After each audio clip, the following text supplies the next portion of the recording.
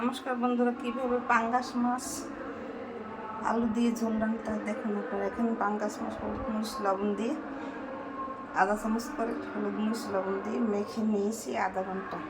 এখানে পেঁয়াজ রসুন আদা 1 চামচ করে। এখানে আলু কেটে ধুয়ে পরিষ্কার করে নিয়েছি।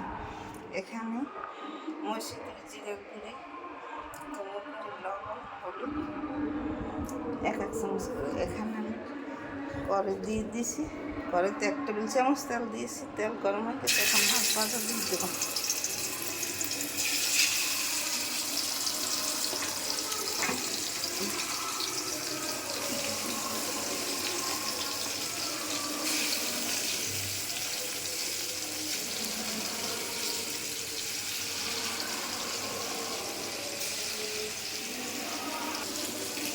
আমার মাছ ভাজা হয়ে গেছে, এখন আরেকটা পাত্রে তুলে নেব।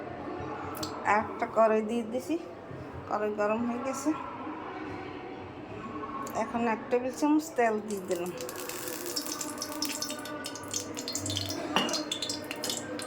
তেলের মধ্যে জিরে ফোড়ন দিয়ে দিলাম আর একটা তেজপাতা।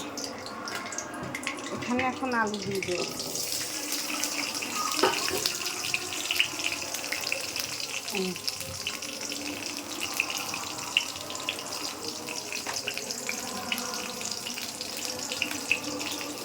হলুদের গুঁড়ি আধা চামচ। আলু ভাজা হয়ে গেছে, এখন দিয়ে দিয়েছে আদা দিয়ে একটু সময় ভাজতে হবে। ভেজে তারপরে পরিমাণ মতো গরম জল দিয়ে দেবে। পেঁয়াজ রসুন ভাজা হয়ে গেছে,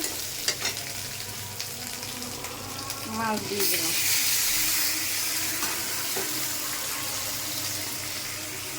পরিমাণ মতো জল দিয়ে দিলাম।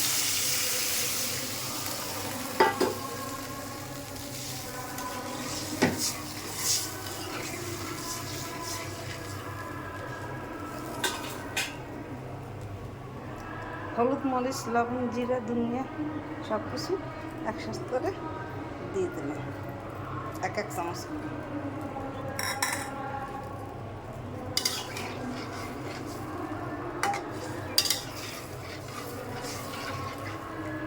ঢাকনা দিয়ে ঢেকে দেব।